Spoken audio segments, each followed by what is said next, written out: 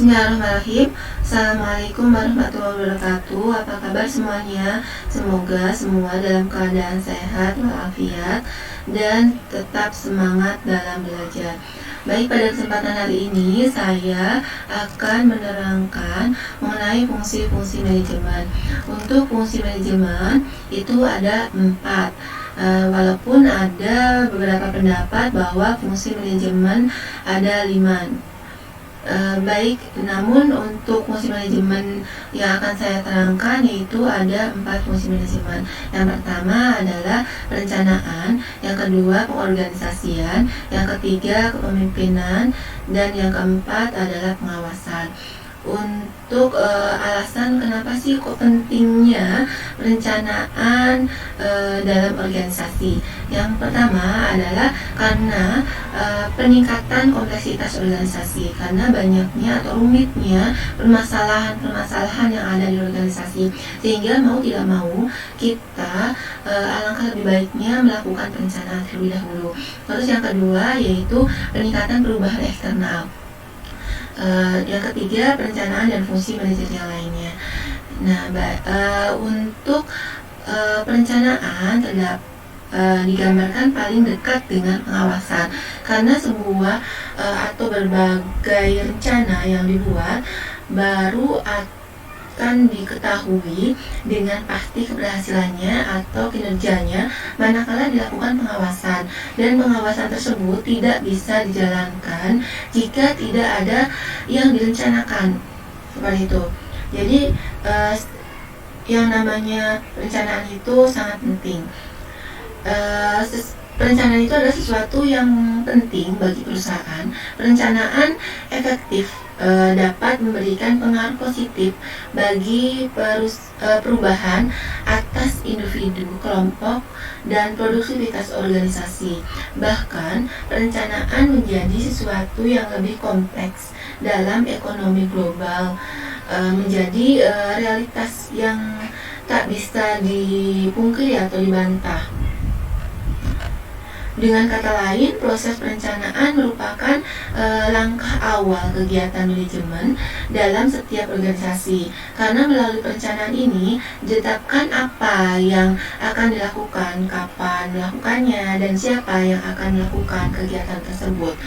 Akan tetapi sebelum sampai pada langkah-langkah ini diperlukan data dan informasi yang cukup serta analisis untuk menetapkan rencana yang konkret sesuai dengan kebutuhan dari organisasi. Seperti itu. Nah, untuk fungsi manajemen yang kedua adalah pengorganisasian. Pengorganisasian mencakup kegiatan mengembangkan struktur organisasi, tujuan dan peranan yang ada di dalamnya untuk menentukan tuntutan kegiatan, tugas yang diperlukan dalam rangka mencapai tujuan oleh setiap orang. Dengan demikian, pengorganisasian juga dipahami pembagian tugas, wewenang, tanggung jawab, pertanggungjawaban, dan pendelegasian.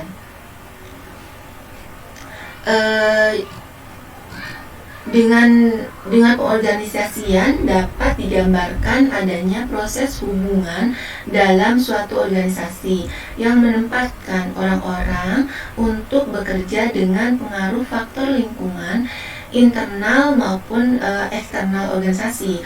Karena itu, hal yang pertama dan utama dalam pengorganisasian adalah sasaran organisasi dan menentukan jenis pengorganisasian yang diperlukan untuk mencapai sasaran tersebut. Kemudian yang kedua, jenis berbagai fungsi atau aktivitas kerja yang akan diperlukan untuk mencapai sasaran perusahaan atau lembaga juga harus ditentukan. Dan yang ketiga yaitu aktivitas yang sama harus dikelompokkan secara bersama.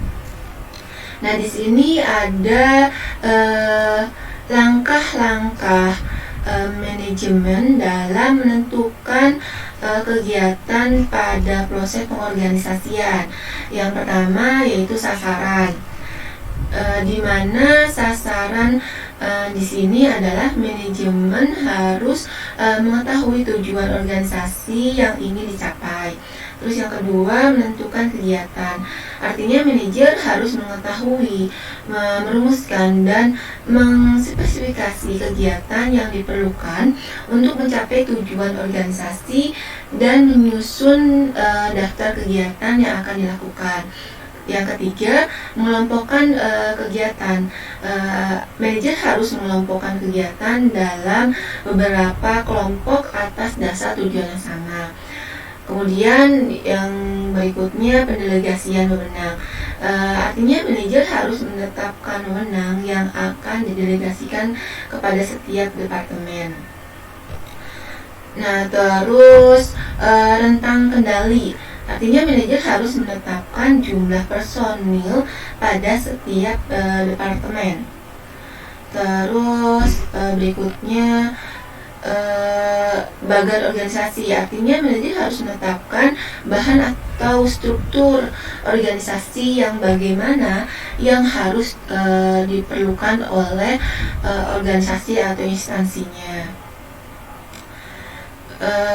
Baik, selanjutnya adalah fungsi manajemen yang ketiga, yaitu kepemimpinan. Kepemimpinan merupakan suatu upaya dari seorang pemimpin untuk dapat merealisasikan tujuan organisasi melalui orang lain dengan cara memberikan motivasi agar orang lain tersebut mau melaksanakannya. Dan untuk itu diperlukan adanya keseimbangan antara kebutuhan individu para pelaksana dengan tujuan perusahaan.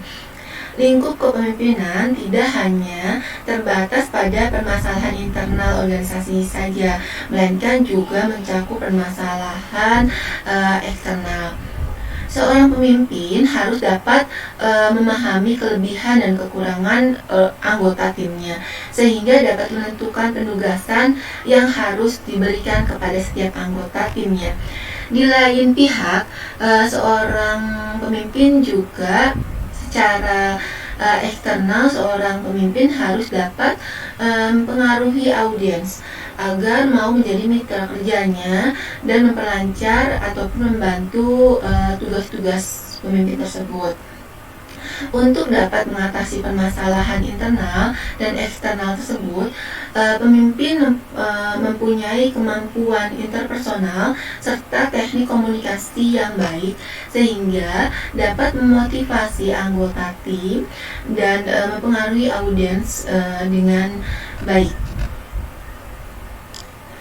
Nah, seorang pemimpin organisasi itu memiliki fungsi yang pertama, memprakarsai struktur organisasi. Yang kedua, menjaga adanya koordinasi dan integrasi organisasi supaya semua beroperasi secara efektif.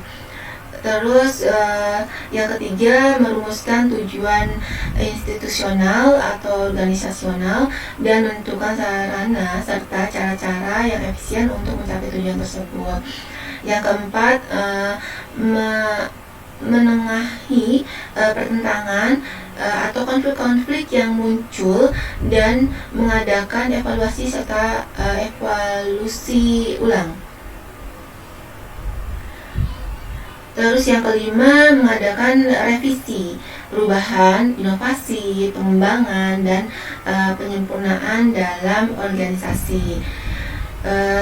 Berikutnya adalah fungsi-fungsi manajemen yang keempat, yaitu yang terakhir adalah pengawasan. Pengawasan menjadi bagian akhir dari aktivitas manajerial untuk mengefektifkan perencanaan hasil atau tujuan organisasi sebagaimana yang diharapkan. Pengawasan merupakan proses akhir yang menentukan konsistensi organisasi. Apakah sudah menjalankan fungsi dengan baik dalam menghasilkan suatu produk atau pelayanan jasa kepada masyarakat atau belum.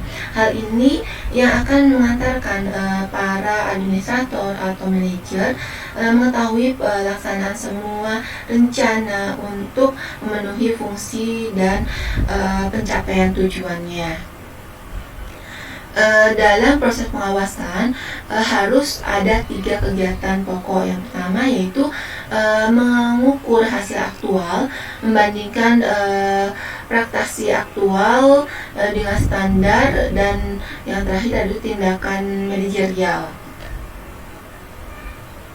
Pengawasan yang efektif haruslah memenuhi 3 kondisi dasar. Yang pertama, adanya standar yang menyatakan hasil yang ideal. Yang kedua, adanya informasi yang menunjukkan penyimpangan antara hal yang aktual dengan standar hasil. Yang ketiga, tindakan perbaikan terhadap penyimpangan tertentu antara hal yang diinginkan dan apa yang dicapai. Gitu. Berikutnya yaitu mengenai proses pengawasan dapat dilakukan proses pengawasan itu dapat dilakukan melalui 3 proses utama. Yang pertama, membangun standar. Yang kedua, mengevaluasi kinerja. Yang ketiga, mengambil tindakan perbaikan. Baik, mungkin itu yang bisa saya sampaikan. Terima kasih atas perhatiannya. Sampai bertemu di lain kesempatan. Billahi taufiq wal hidayah. Wassalamualaikum warahmatullahi wabarakatuh.